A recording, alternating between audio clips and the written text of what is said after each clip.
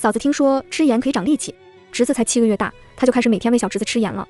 我带小侄子去了医院，并自掏腰包给侄子洗了肾，这才保住了侄子的命。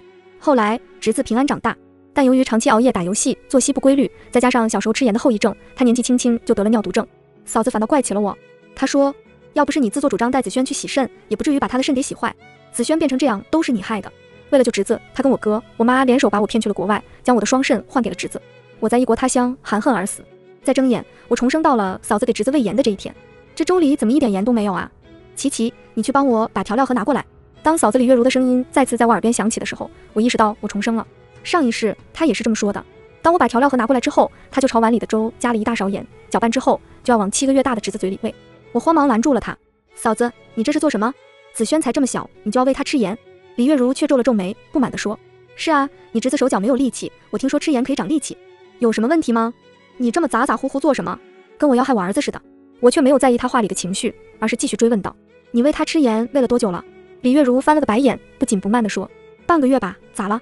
听到这个答案，我心中顿时警铃大作。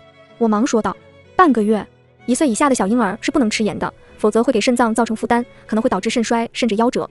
李月如被我吓到了，她结结巴巴地问道，有这么严重吗？我没有回答，而是立刻抱起了小侄子，并果断让我哥送我们去医院，然后才缓缓说道，具体严不严重，医生说了算，我们现在最重要的事就是带他去看医生。果然，到了医院之后，医生说小侄子的情况已经很严重了，如果再晚2天，小侄子可能就再也就不回来了。当我妈李月如跟我哥都被吓懵的时候，我从容冷静地去缴费，带着小侄子去洗肾办住院，这才保住了小侄子的一条命。一开始嫂子还很感谢我，琪琪，谢谢你，要不是你子轩就危险了。我哥虽然不善言辞，但也给我打1000块钱以示感谢。可等侄子长大后就变了，侄子的反应比别人慢半拍，身体也比同龄人差不少。我觉得这可能是婴儿时期吃盐留下的后遗症，但嫂子却觉得这是我给小侄子洗肾害的。再后来，小侄子在青春期熬夜打游戏，作息不规律，患上了尿毒症。李月如更加恨我，她气急败坏地说，你满意了？你把子轩害成这样，你满意了？谁家孩子小时候不吃盐？别人家孩子怎么就好好的？你非要小题大做，带子轩去医院洗什么肾？现在好了，把肾洗坏了吧？就是因为你，我家子轩年纪轻轻就要开始做透析，一辈子毁在了你手里，你要为他负责。与嫂子的胡搅蛮缠不同，我哥看起来倒还算明事理，他替嫂子跟我道歉。琪琪，你别跟你嫂子一般见识，他就是一时没想通而已，你别怪他。为了弥补我，他特地给我跟我妈安排了一场出国旅行，说要让我好好放松放松。没想到这不是什么补偿，而是一个圈套。在异国他乡，他联合李月如、我妈将我带去了一家黑心医院，把我的双肾移植给了陆子轩。陆子轩迎来了新生，我却含恨而死。好在上天给了我一次重来的机会，这一次我决定收起自己的善良，尊重他人命运。我装傻，调料盒？什么调料盒？李月如不耐烦道，就厨房里装盐的调料盒呀，就在台面上。台面？什么台面？李月如的脸色抽了抽，再也没有了指使我干活的心思，转而吩咐起了在一旁收拾家务的我妈。算了，妈，你去帮我拿过来吧。我当然是故意的，如果我帮他拿了盐，万一侄子就在今天吃出了问题，他说不定也会怪在我身上。就连台词我都替他想好了，为什么子轩在别的时候不出问题，偏偏就在今天吃了你拿的盐就出了问题？子轩变成这样，一定是你故意害的。想想都可怕，好不容易重生一次，我才不想再趟这个浑水。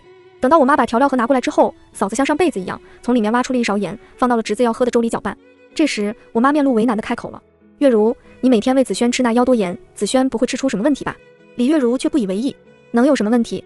你孙子手脚没力气，我不喂盐，他从哪长力气啊？琪琪，你是大学生，你觉得我说的对不对？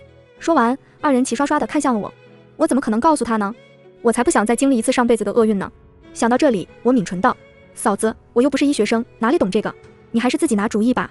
李月如听完斜睨了我一眼，脸上满是高傲与不屑，还大学生呢，懂得还没我多呢，这小孩子就得吃盐。说完，把舀好粥的勺子从碗里拿出来，放到嘴边吹了吹，就开始往侄子嘴里喂。我妈还是有些不太放心，她又朝我问道，琪琪，我记得你高中有同学是学医的吧？要不你问问你同学？哈，这是祸害我不成，又想祸害我同学了，我可不好意思把别人也搅进来。我皱了皱眉，妈，高中同学我早就没联系了，上哪儿给你问？再说了，嫂子都说吃盐对孩子好了，你还一直问，你这是担心嫂子这个做妈妈的害子轩，还是说怀疑嫂子智商不行，没有判断能力呢？我这话一出口，我妈立马慌了，李月如更是直接瞪了我妈一眼，脸上写满了怨怼。我妈忙是改口，我不是这个意思。半晌，她终于妥协道，算了，既然你嫂子都这么说了，那就听你嫂子的吧，我没意见。李月如这才满意。那天之后，我马不停蹄地溜了，除了带了我主要的生活用品之外，我还带好了身份证、学位证、户口页等证件，收拾得万无一失。毕竟家里马上就要大乱了，以防他们把我赖上，我必须做好所有准备。我才不想重蹈上辈子的覆辙，再给他们一次伤害我的机会。李月如自然是愿意的。毕竟他早就巴不得我走了，这样他就能把我的房间改成他的衣帽间。唯一舍不得我走的是我妈，因为我在家的话每个月会给她交1000块的家用，等我走了她就不方便跟我要钱了。但看到嫂子不满的表情，她只得同意。不过她还有点不甘心，我临出发前，她还拉着我的手劝道：琪琪，家里把你养这么大不容易，等你在那边稳定下来，记得帮衬家里。你侄子现在还小，家里到处都得用钱，一家人就得相互帮助。可他们除了会趴我身上吸我血，还会干嘛？不过虽然这么想，但我也并没有反驳他的话，而是顺坡下驴道：妈，你说的对，确实得互相帮助。我这次去的路费、押1付3的房租、生活费加起来可能都得上万了，我手里的钱不够，要不你帮我把这钱出了？这话一出，我妈的脸色顿时难看起来。她只想从我身上捞钱，却从来没想过要给我钱啊。她憋了半天才憋出一句话：我没钱，你自己的事自己想办法。说完，头也不回地走了。我没说话，只勾了勾唇，然后默默地关闭了手机的录音键。既然他在我需要帮助的时候选择袖手旁观，那等他们需要帮忙了，我不帮也没人有资格指责我。凭借着上辈子10几年的工作经验，我在大城市混得顺风顺水。再次听到侄子的消息是在1个月后，我妈跟我打了个电话，电话里她的语气十分着急：琪琪呀，子轩现在好几天都没有尿尿了，要不是一直是干的，不会出什么问题吧？他的尿量当然会变少啊，吃的辅食里加了那么多盐，身体里的渗透压升高，抗利尿激素分泌，尿量当然会减少。如果是成年人吃盐过量的话，还可以通过大量喝水的方式将盐通过尿液排出去，但对于一个婴儿来说就不行了，他们的肾脏发育还很不成熟，排盐的能力还很弱，盐对他们来说就是毒药。一个婴儿好几天不排尿，说明那些盐已经对他的肾脏造成不可逆的损伤了。陆子轩的处境很是危险。当然我并不想提醒他们，我没回答我妈的问题，而是朝她反问道：那嫂子怎么说？我妈叹了一口气说道：哎，你嫂子说子轩这是在长身体，不排尿是因为他把营养成分都给吸收了，是福气。但我总觉得不太对劲。听了这话，我差点没忍住笑出声。不排尿是因为在吸收营养，亏他想得出来。我强压下笑意，装作一脸真诚地说：妈，你又多想了，嫂子说的确实有道理啊，你就听嫂子的吧。没想到我刚说完，我妈就急了，她冲我大吼道：有什么道理？你见过谁家孩子好几天不撒尿的？你到底是不是子轩的亲姑姑？子轩身体出了毛病，你就一点都不管？笑死，又把锅扣我头上了。上一世只要陆子轩的身体出了任何问题，我妈他们就怪我。这一世我一点都没干涉他们，甚至为了躲他们都跑到千里之外了。可当陆子轩出了毛病，我妈第一个怪的还是我。看来他们从骨子里就把我当冤大头了。不过我这次不会再惯着他们了。我冷笑一声说道：妈，你这就不对了吧？陆子轩的亲妈、亲爸、亲奶奶都在他身边呢，就是轮也轮不到我来管他呀。再说了，就连嫂子这个亲妈都说陆子轩不排尿是他的福气了，我这个小姑子哪里有资格多说什么呀？先不说了，我得忙工作了，拜拜。说完，不等我妈回复，我就挂断了电话。多说多错，我只要撇清关系了就好，说再多反倒容易让他们拿到我话里的把柄。我不知道我妈有没有跟我哥嫂提这件事，但有一件事我可以肯定，那就是无论我妈有没有说，他们都没有相信，并且还对陆子轩有福气这件事深信不疑。过几天我刷朋友圈的时候刷到了李月如发的视频，在家里的餐桌上，我哥正在跟他的几个兄弟一起喝酒，我妈则抱着侄子坐在一边吃饭。我哥喝得兴起，高声说道：男人不喝酒白在世上走，儿子你也来点。然后他缩了缩自己手上的筷子，用筷子在自己的酒杯里沾了沾，抬手就往侄子嘴里喂。我妈想挡的时候已经晚了，我哥的筷子早已喂到了侄子的嘴里，年仅7个月的侄子就这么被喂了一口酒。吃到酒之后，侄子的小脸立马皱成了一团，显得尤为滑稽。在座的各位顿时哄堂大笑，李月如也在一旁笑骂我哥，背景音里面充满了他欢快的笑声。李月如视频的文案是这样的：小小年纪就能喝酒了，孩儿他爸说这是有福气。捂嘴笑，呵，福气？原地重胎的福气吗？不是一家人不进一家门。我哥跟李月如简直是绝配，一个喂盐破坏陆子轩的肾脏，一个喂酒伤害陆子轩的肝脏，让陆子轩肝肾两开花，火速去见阎王爷。不得不说，有这样一对父母，陆子轩能活到现在简直是一个奇迹。当然他大概也只能活到现在了。果不其然，当天晚上我就接到了我妈的电话，电话里我妈带着哭腔喊道：琪琪，子轩快不行了，你赶紧回来。我猜到了，不过我还是假装一副担忧的样子，问道：不行了？妈，你慢点说，到底出什么事了？我妈一边抹着眼泪一边说：我也不知道，医生说子轩可能是酒精中毒，子轩现在的处境很危险，情况很不好。他的背景音里是我哥跟李月如的吵架声。李月如冲我哥吼道：都是你害的，要不是你非要喂子轩喝酒，他能这样吗？他小小年纪能喝酒吗？我哥也毫不示弱地回怼道：谁家小孩小时候没被筷子喂过酒？怎么就子轩出事了呢？你怎么不反思一下，是不是你平时没照顾好他，才让他抵抗力这么低的？别什么事都怪到我身上。这时一个女医生从抢救室走了出来，我妈连忙凑上去问道：医生，我家子轩怎么样了？他酒精中毒好了没有？医生却深深地叹了一口气：哎，现在最重要的问题不是他酒精中毒的问题，而是他肾脏的问题，他的肾现在情况很不好，我们现在需要立刻对他进行洗肾，争取一线生机。你们先把手术同意书签一下吧。医生刚说完，李月如就急了，她一把将医生手里的手术同意书打落在地，然后朝医生怒气冲冲地吼道：怎么肾又出毛病了？一个酒精中毒还没治好呢，你们怎么又把我孩子的肾给治坏了？你们到底会不会看病？还洗肾？肾哪能洗呀？给洗坏了怎么整？不对，你们医院是故意骗钱的吧？骗我们说孩子有病让我们掏钱，真是黑心医院。医生被嫂子的这番操作震惊到了，他强压下怒气，解释道：孩子查出了高钠血症，你们是不是喂他吃盐了，并且量还不少？李月如怔住了，但她很快又反应了过来，反驳说：是又怎么样？你见过谁家孩子不吃盐的？子轩手脚没力气，我不得喂他吃盐吗？医生的忍耐已经达到了极限，他严肃地问：谁告诉你婴儿需要吃盐了？1岁以下的婴儿需要的盐量很少，母乳和鸡蛋等食物中的盐分就已经完全足以满足他的需求了，额外喂盐只会增加他肾脏的负担。孩子的处境现在很危险，你要是再这么闹下去，只会耽误治疗。见此情景，我哥就算再蠢也不敢继续拖下去了。医生，我们同意洗肾，子轩就拜托你们了。然后他连忙捡起手术同意书，并签上了自己的名字。李月如急了，他又骂我哥：我让你签了吗？你就签。我都说了医院这是骗钱的，你怎么？不过他话还没说完，我就听到了一声脆响，他是扇巴掌的声音，然后说我哥的怒骂：你个贱人能不能闭嘴？要不是你喂子轩吃盐，他能变成现在这样？你到现在还胡搅蛮缠，不让医生给子轩治病，你是想故意害死他吗？你到底是不是子轩亲妈？嫂子被打懵了，半晌她终于反应了过来，然后嚎啕大哭道：陆睿，你居然敢打我！你居然为了一个女医生打我！子轩得病我比谁都着急，你平时对孩子不管不顾，都是我来照顾他。你倒好，孩子生病你反倒怪起我了，你是人吗？他越说越气，最后竟直接扑上前跟我哥厮打到了一起，电话里传来了一阵阵拳打脚踢的声音。我妈急哭了：你们别打了，你们别再打了，你们这是干啥呀？子轩还在里面生死未卜呢，你们却打起来了。他嚎了几嗓子之后，终于想起我来了，他拿起手机跟我哭诉道：琪琪，你赶紧过来吧，你哥跟你嫂子都打起来了，就剩你一个能拿主意的人了，子轩只能靠你了。让我帮陆子轩拿主意，又让我去帮他们背锅吗？凭什么？我做出一副焦急又为难的样子，委婉地拒绝了他。哎呀，妈，我倒是想去，可是实在走不开呀。我刚说完，我妈就恼了：你的工作难道比你侄子还重要吗？你可是子轩的亲姑姑，子轩都这样了，你还有心思忙你的工作？废话，当然是工作重要啦。他哪来的自信，居然会觉得我那便宜侄子会比我的事业重要？我躲他们都来不及，他凭什么觉得我会上赶着去帮他们？不过虽然心里鄙夷，我表面上却没有表露出半分。我佯装无奈地说：妈，我也不想这样，但我刚找好工作，刚签完入职合同不久，要是现在走的话，不但工资拿不到不说，还得赔偿公司的损失。那样的话，别说去帮忙了，说不定还得让你们帮我填窟窿。再说了，侄子现在正是需要钱的时候，我就算帮不上忙，也不能拖你们后腿啊。简而言之，如果想让我回去，就得掏钱。而我之所以不愿意回去，只是为了替他们省钱罢了，我是有苦衷的呀。我妈沉吟片刻，问道：那得需要多少钱？我算了算，大概得1-2万吧。如果是1-2千，我妈可能还会考虑出点血让我回来帮忙，但1-2万就绝无可能了，因为她把这1-2万块钱看得比我的命还重要。果然，听了这话，我妈立刻就改口了，她妥协道：算了算了，你别回来了，我自己好好劝劝你哥跟你嫂子吧。说完，她就挂断了电话。洗完肾之后，陆子轩立刻被送进了 ICU。他在 ICU 住了将近半个月，每天上万的治疗费压得我哥他们喘不过气。为了筹钱治病，我哥还发起了水滴筹。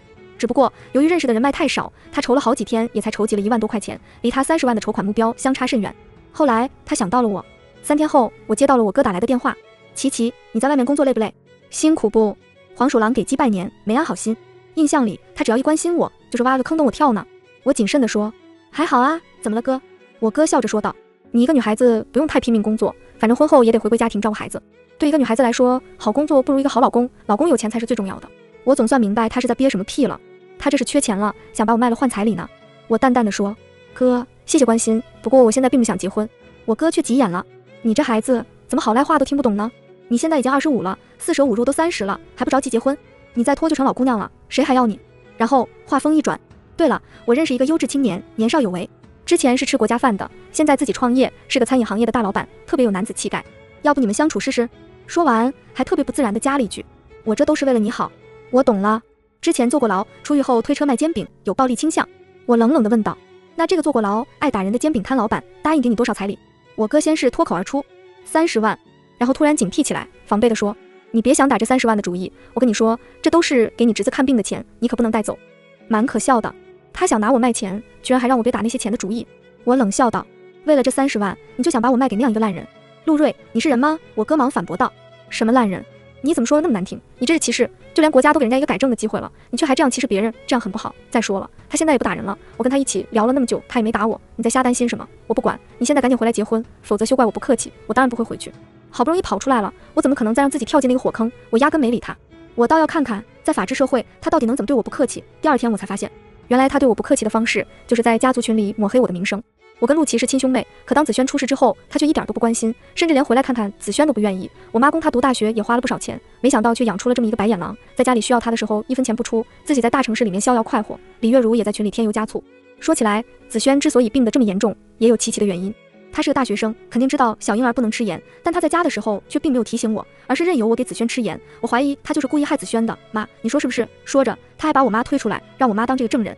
我妈只说了一句话：哎，我也没想到琪会变成这样。他看似只说了一句并不相干的话，并没有直接对嫂子的话表示认同，但他这句话却比任何话都有说服力。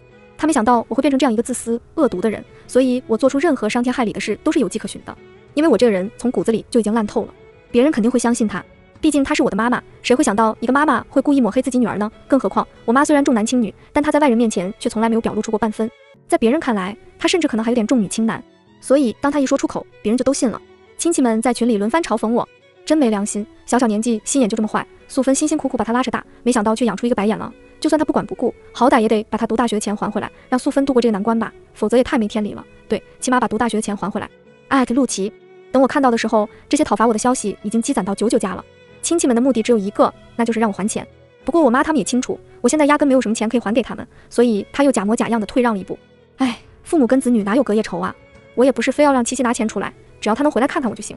我哥心疼地说，我妈最近因为子轩的事受的刺激太大了，现在唯一的心愿就是能跟妹妹说说话。可是，哎，什么看看他，什么说说话，分明是想借亲戚的口帮他向我施压，想骗我回去换彩礼呢。果然，他们一说完，亲戚们更激动了，更是把我批判的一无是处。似乎下一秒他们就想替我妈把我绑回去，让我跟我妈好好认个错。一个又一个电话打过来，来电信息都是群里的那些七大姑八大姨，都是来替我妈主持公道来的。我一概不接，因为我正忙着整理证据呢，包括我大学时期勤工俭学兼职的信息，我跟我妈要生活费反被她骂一顿的聊天记录，以及我毕业后每个月给我妈转账的截图，还有这段时间我跟我妈他们的通话录音，种种证据全部捡到了一起，然后在群里的气氛到达最高潮的时候发送了出去。我妈辛苦经营多年的人设顿时土崩瓦解。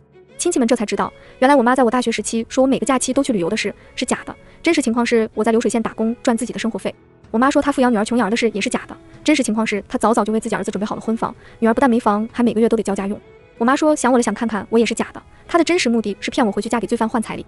我妈他们压根没想到我会留着这些证据，被打得措手不及，愣是半天没想出来反驳我的话。这时我又把矛头对准了李月如，嫂子，是你说小孩子必须吃盐才有力气，为什么要反过来怪我没有提醒你呢？我是个大学生不假，但你去大街上随便拉一个大学生问问，看看有几个大学生知道7个月大的孩子是不能吃盐的。你怀疑我故意害子轩，纯属污蔑。听完我的自证之后，亲戚们的态度立马变了，他们本来也不是完全向着我妈的，充其量他们只是看个热闹，顺便替有理的一方伸张正义罢了。之前有理的是我妈，现在是我，所以他们现在反而心疼起我来，开始在群里替我打抱不平了。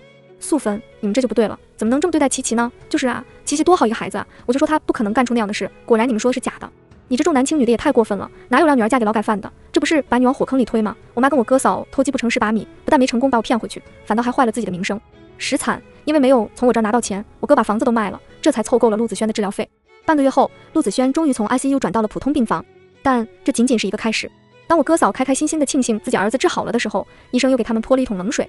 虽然孩子的命是保住了，但由于那些盐已经严重破坏了他的肾脏，他的肾已经衰竭了，你们需要每周带他来做透析。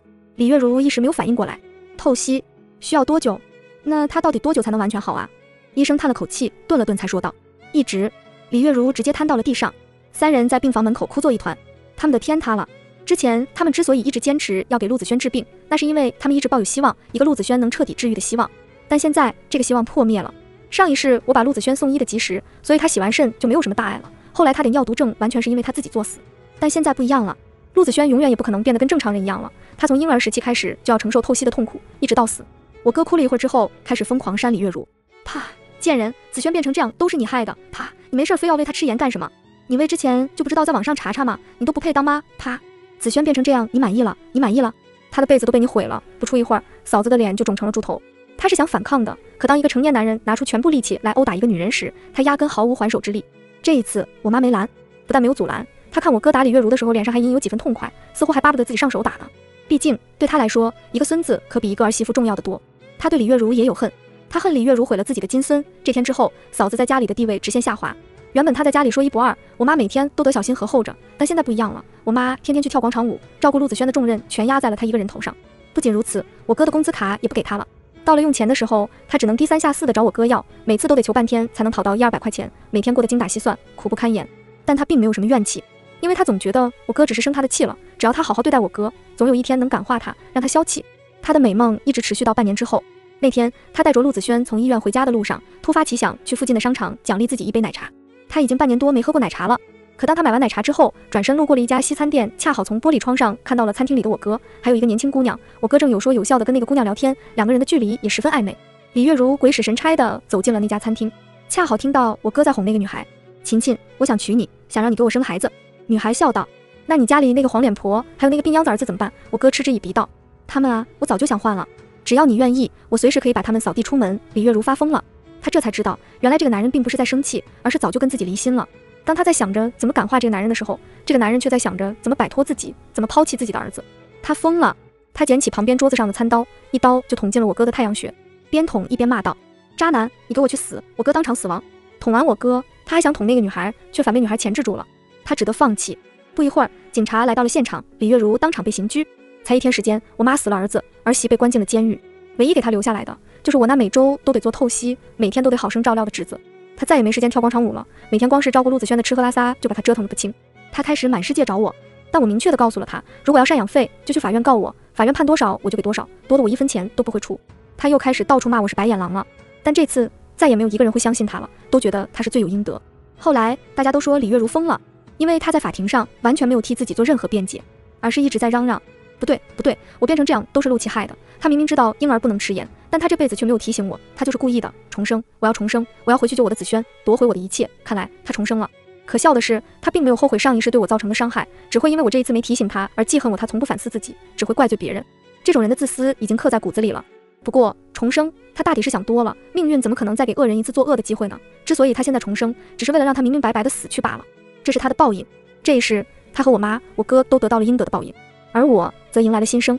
脱离那群吸血鬼家人之后，我每一天都过得舒心极了，事业过得顺风顺水，生活上还有3-5个至交好友，每天下班之后就是吃喝玩乐。这对于上辈子的我来说是想都不敢想的事。这时候我手机响了，是一条微信消息：一会儿去吃火锅还是烤肉？我笑道：火锅吧，小秦。全文完。